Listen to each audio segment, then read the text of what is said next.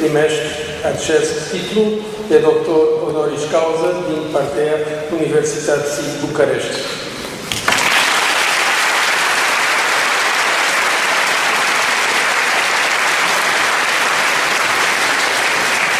Rest assured that the rest of my speech will be in English.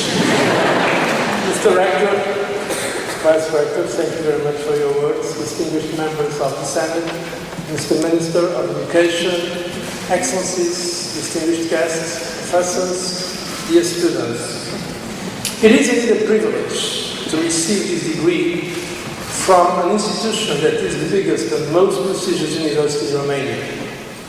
The history of Bucharest University and its immediate predecessor, the Academy of St. Sava, has accompanied the history of Romania in the last 4 centuries. This university has been an important player in all the major events of Romania's history: the emergence of the kingdom, the independence from the Ottoman Empire, the Cold War period, the Bucharest student movement, and the revolution of 1989 were all closely witnessed from within these walls. A special thanks to the rector, Professor Ioan Panțari, for this great honor.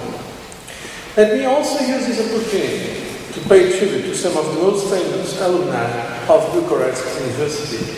Some distinguished Romanian and European intellectual scientists, such as Constantin Radulescu Motru, Mircea Eliade, which has spent some time in my own country, Portugal, as cultural attaché. Georg Emil Palad, Grigore Moisil, and Mircea Cartarescu are all alumni of the Bucharest University. I felicitate the university for producing such talents. Today I will dedicate my lecture to 3 issues: the significance of the enlargement of 2004-2007, one of the main achievements of Europe in this first decade of the 21st century, the economic partnership between the European Union and Romania, and some of the priorities of the European Union in the external area. I'm sorry I touched 3 topics, but when I was an accidental professor, I always used 3 points during my classes so that the students could concentrate better. Let me start with the enlargement of the European Union, the last enlargement, 2004-2007. I am convinced that when in the future historians look back to Europe at the beginning of the 21st century, they will conclude that the enlargement of 2004-2007 was one of its greatest achievements. In this period, the European Union grew from 15 to 27 member states, a unified continent in a peaceful way. This was a true historical event, the peaceful reunification of Europe. Although Europe did not witness a war of continental dimensions since 1945, half of the continent was certainly not pacified in a broad sense. A number of countries lived under foreign occupation. Their citizens suffered violent repression by their own governments. If former Western Europe lived in peace, the so-called Eastern Europe, as we said at that time, did not. At least if we understand peace as absence of illegitimate forms of violence. European peaceful unification is associated with a triple triumph: the triumph of civil society over militaristic systems, the rule of law over arbitrary power, and the emergence of social and political solidarity among citizens.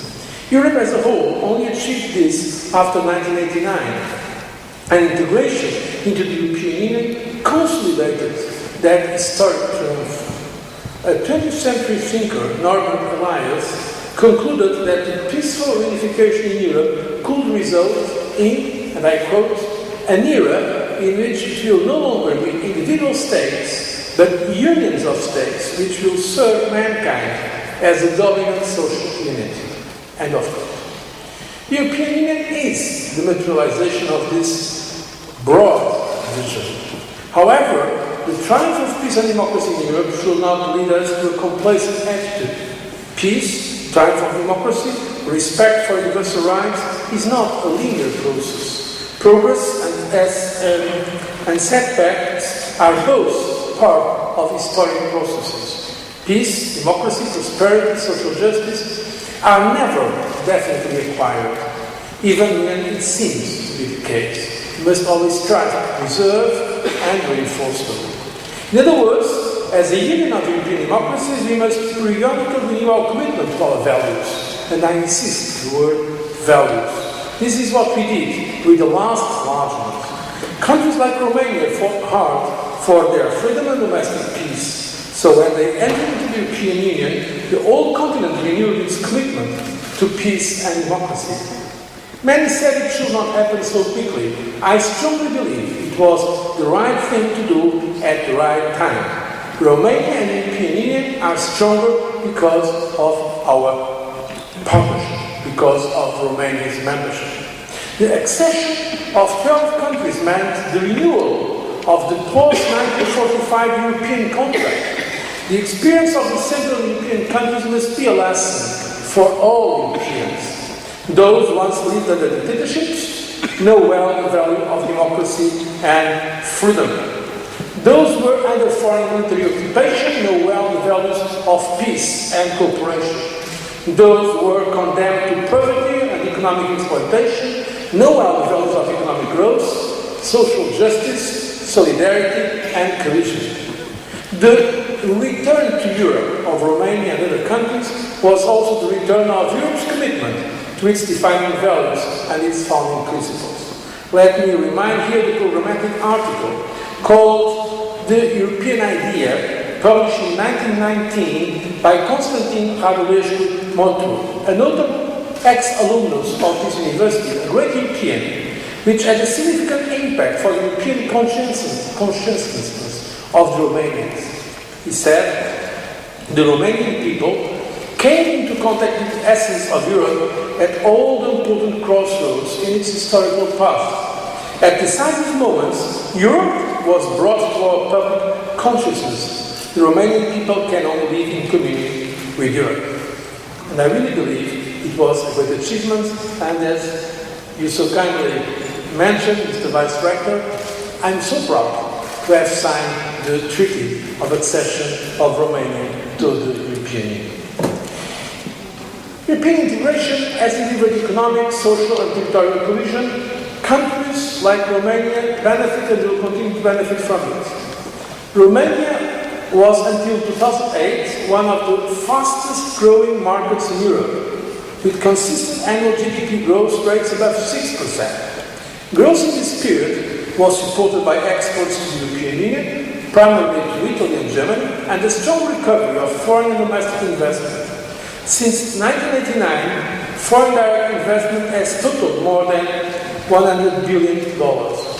However, during the last 2 years, Europe, in a crisis that in fact did not start in Europe, has gone through a very serious financial and economic situation.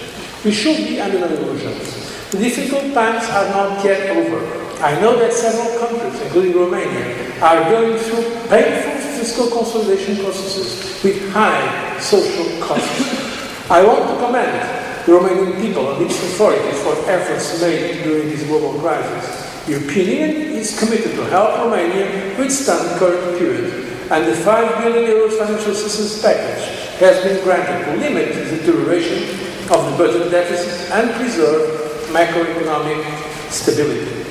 Next year should see a return to growth in Romania, but efforts need to continue, notably as far as budget deficit is concerned, to ensure a stronger, more sustainable economic activity in the future.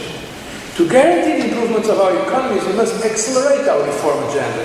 Now it is the time to modernize our social market economy so that it can guarantee prosperity at home and competitiveness externally. The priority of Europe is growth and employment with prosperity. At the beginning of its mandate, my Commission presented Europe 2020, a strategy for smart, sustainable and inclusive growth. The year of 2020 starts in 2010. It starts now. And this is now our itinerary for reforms. A top priority is getting people in jobs. Europe's employment rates are at 69% on average for those aged between 20 and 64. We have agreed it should rise to 75% by 2020. But it is not enough to create jobs. We must create quality and competitive jobs. Thus, the reform agenda should be centered on developing professional skills and investment in lifelong learning. Growth also requires a strong investment in innovation. Last month, the Commission launched the flagship initiative Innovation Union, which will use public sector intervention to stimulate the private sector and to remove bottlenecks which stop ideas reaching the market. Investing in innovation also means promoting world-class universities in Europe. European universities must attract the brightest and the best. The Commission will take an initiative on the modernization of European universities, and the prestigious institutions such as Bucharest University must be part of this European effort to put our universities at the top of the world rankings. Finally, we need to strengthen and deepen our single market. The internal market is one of Europe's greatest assets. At the end of last month, the Commission presented a comprehensive and ambitious Single Market Act. This proposal aims at exploiting to full the potential of an integrated market of 27 member states, 500 million consumers, 20 million enterprises, which account for 175 million jobs. Energy, for instance, is an area where we need to complete the internal market. We need to do for energy what we have done, for example,